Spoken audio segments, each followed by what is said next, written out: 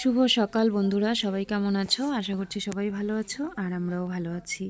আজকে হচ্ছে রবিবার।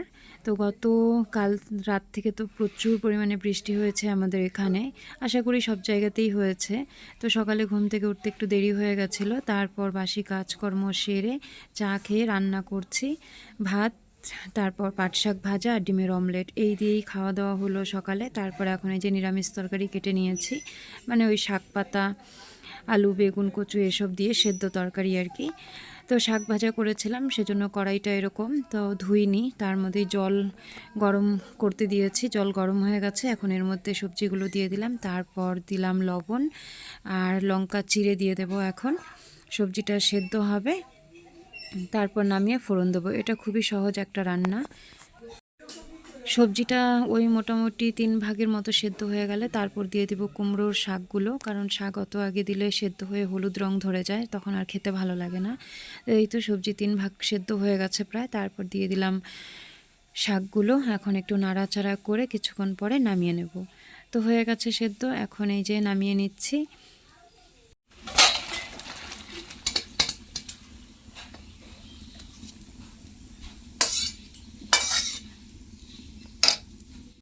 শুকনো লঙ্কাগুলো ধুয়ে তারপরে ফোড়নে দিই বলে কড়াইতে তেল দেওয়ার আগেই শুকনো লঙ্কাটা দিয়ে দিই, যাতে জলটা টেনে যায়, না হলে আবার তেলের উপরে জল পড়লে একদম ফুটে গায়ে চলে আসে। তো এখন দিয়ে দিলাম একটু রাঁধুনি আর কালো জিরে, তারপর এখন তরকারিটা ঢেলে দিচ্ছি, দিয়ে ভালো করে একটু নাড়াচাড়া করতে হবে যেন শাকগুলো মিশে যায়। আর আজকে এই তরকারিটার মধ্যে জলটা একটু বেশি হয়ে গেছে, আমি বুঝতে পারিনি। প্রথমে ঠিকঠাকই ছিল, পরে আবার গ্যাসের মধ্যে একটুখানি জল ফুটিয়ে দেওয়াতে ওই জলটাই বেশি হয়ে গেছে, তো একটু পাতলা পাতলা হয়েছে। যাই হোক, চলে যাবে। তো এখন বসিয়েছি সর্ষে দিয়ে ভেন্ডি পাতুরি, তো ওটা হচ্ছে। আর এইদিকে মাংস নিয়ে এসছে। মাংস এখনও ধুইনি, কিন্তু আমি এদিকে মশলা বেটে নিচ্ছি, তার কারণ শিলটা নামানো ছিল, সর্ষে বেটেছি, তো ভাবলাম একবারে মাংসর জন্য অনুমান করে মশলা বেটে রেখে দিই। তো মশলা বেটে রেখে দিয়ে তারপর এখন এই যে আমি খেতে বসবো। তো শাক ভাজা, তারপর ভেন্ডি পাতুরি, নিরামিষ তরকারি, আবার সমুদ্র ঠাম্মির জন্য এক্সট্রা করে শাকের ঝোল হয়েছে, কারণ শাক ভাজাটা রসুন দিয়ে হয়েছে তার জন্য আর কি। এর মধ্যেই দেখো আমাদের আম গাছে চলে এসেছে একটা বানর কোথায় থেকে, তো গাছের উপরে দেখা যাচ্ছিল না, আমি ক্যামেরা ধরতে আবার ওই যে দেখো লাফ দিয়ে চলেও গেল।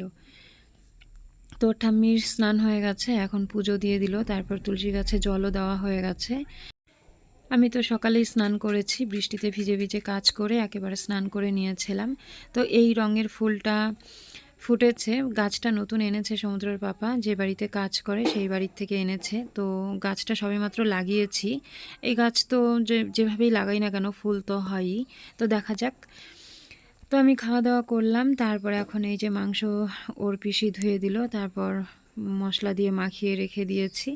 এখন আজকে ওই রান্না করছে, মানে সমুদ্রের পিসি রান্না করছে।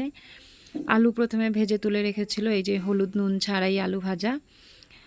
তারপর কড়াইতে একটু জিরে ফোড়ন দিয়ে পেঁয়াজ দিয়ে একটু ভাজা ভাজা করে তারপর মাংসটা দিয়ে দিল। এখন কষানোর পালা।